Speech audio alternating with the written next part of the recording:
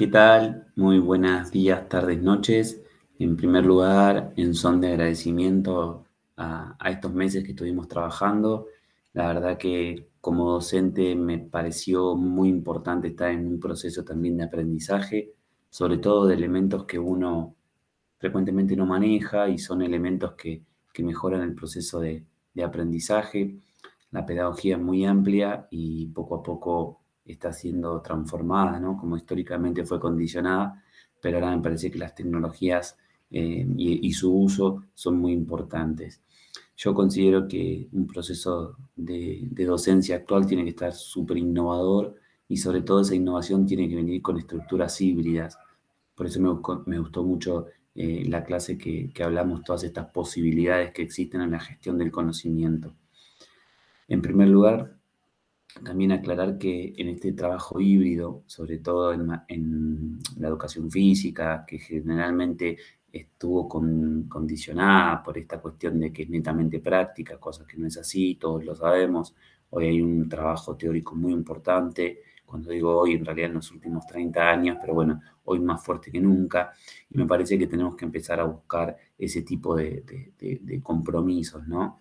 En la educación física transitamos por materias teóricas mayoritariamente y prácticas mayoritariamente que tienen que estar embebidas por este trabajo híbrido de plataformas virtuales que le da la posibilidad a los estudiantes, sobre todo, de gestionar su conocimiento en su casa. Y me parece que es muy importante esto que, si bien no lo trabajamos, lo vengo leyendo hace un tiempo, y es generar compromiso en la casa de cada uno, en la habitación, en donde fuere, de universidad, porque la universidad siempre se cierra, o el instituto, o lo que fuere, hasta la misma escuela, se cierra al concepto de la escuela. Y entonces transferir esos conocimientos a la casa después son muy difíciles. En una clase de epistemología que por ahí nada tiene que ver con una clase de ejercicios prácticos, corpóreos, nosotros hicimos un ejercicio convencional en la cual era buscar la forma idónea de transitar de un espacio a otro de la casa. Y pasada la semana los estudiantes decían, profe, cada vez que voy de un lado a otro me acuerdo de ese ejercicio, ¿no? Y que de otra manera eso no sucede y me parece que es algo bueno que está implantado, posibilitado gracias a esta cuestión que estamos viviendo en la actualidad. Así que bueno, ahorita lo que, si me lo permiten, lo que vamos a hacer es compartir un poco la clase y las estructuras que fuimos haciendo. En primer lugar, mencionar que, bueno, la clase presente que estamos trabajando es de epistemología, una materia que se cursa en cuarto año y si bien no es el aula convencional que yo utilizo, que ya la transformé gracias al trabajo que venimos haciendo en este espacio de transformación, en este espacio de cultura, es muy importante también aclarar que es acotado y acortado a esta cuestión. Nosotros trabajamos con la propuesta de los tutores y profesores, generalmente de Javier, en la cual puse clase número 17, que es la real, que es la clase número 17, pero que no es la semana 17, ya que tenemos 2 horas y media cada día en 2 días que se maneja la materia.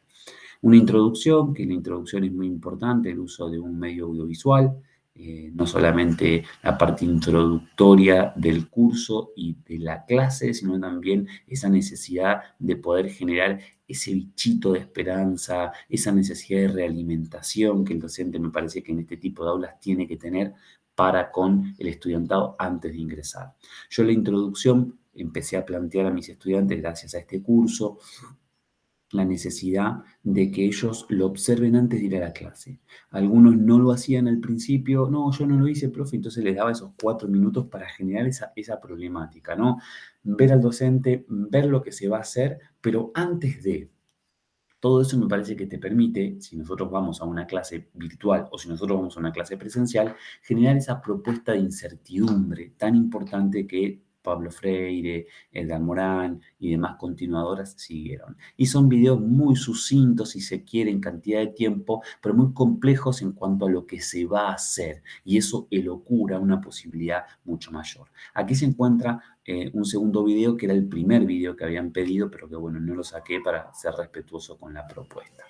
Así que bueno, esa es la primer plantilla que los estudiantes deberían pasar.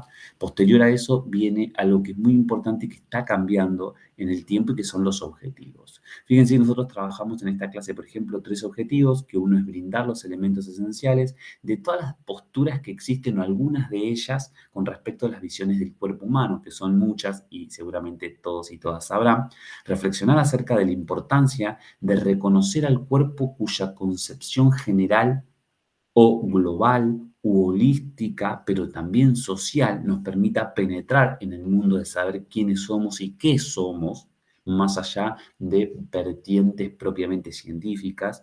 Y por último, construir un intercambio en mesa de debate sobre la intencionalidad del cuerpo y el movimiento, que más bien este objetivo se centraría en la actividad que a posteriori mencionaré.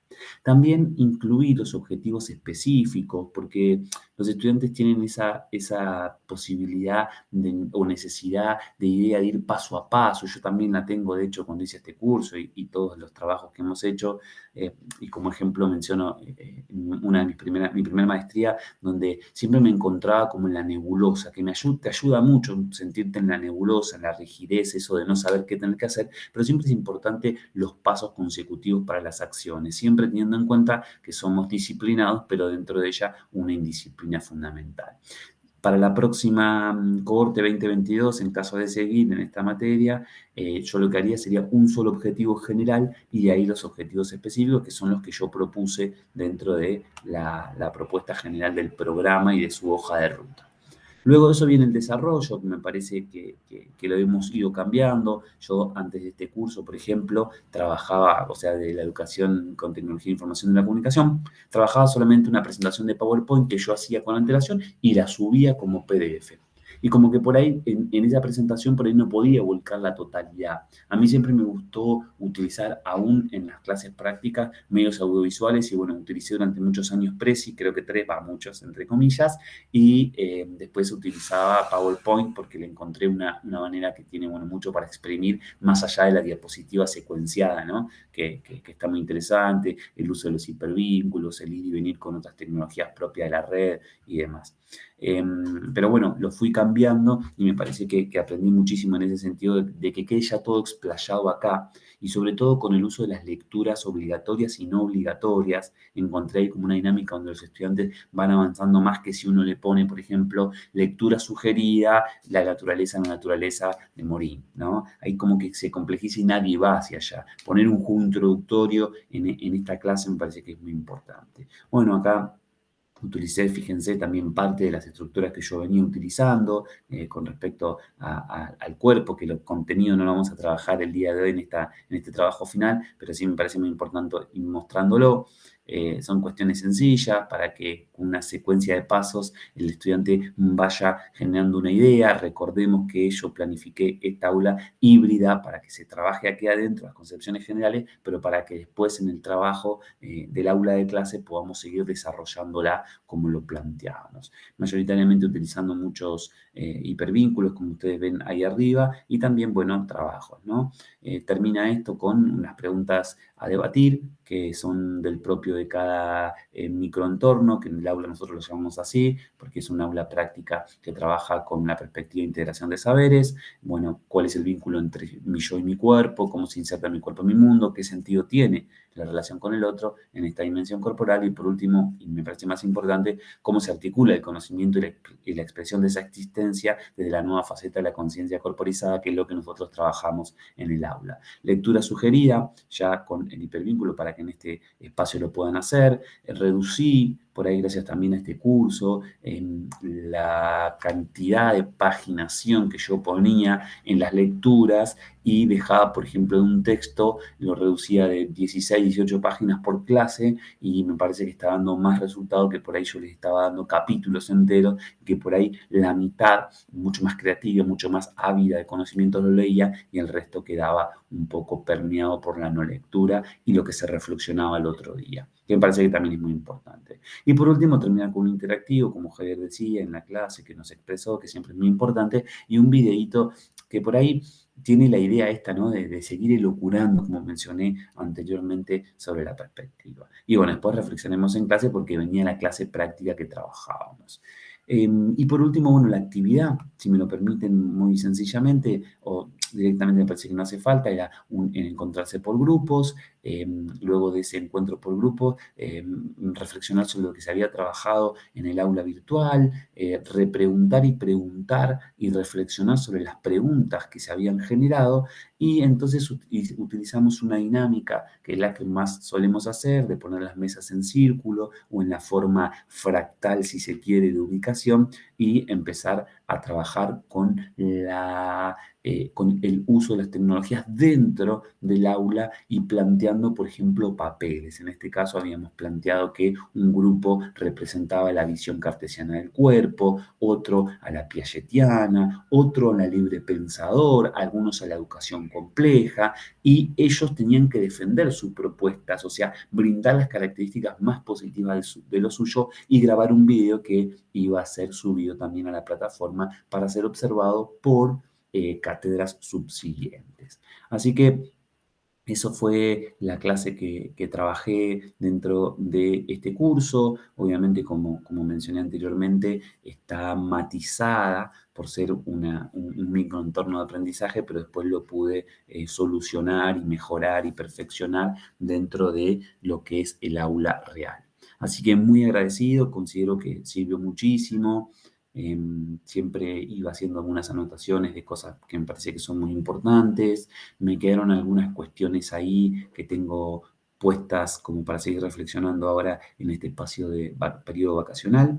Así que bueno, agradezco a todos los que fuimos estudiantes en este espacio, profesores con mucho conocimiento, muy reconocidos, reconocidas, que me parece que está muy bueno. También fue un espacio de escuchar al otro. En este curso, por ejemplo, hay chicos que pasaron con nosotros como estudiantes y son profesionales, me parece que muy buenos y de excelencia, y eso me pone muy, muy contento que nuestros propios estudiantes, el IURP y este proceso de capacitación les haya dado la posibilidad de estar en un lugar que es muy importante, que es la docencia superior. Así que muy agradecido y espero encontrarlos en otro espacio.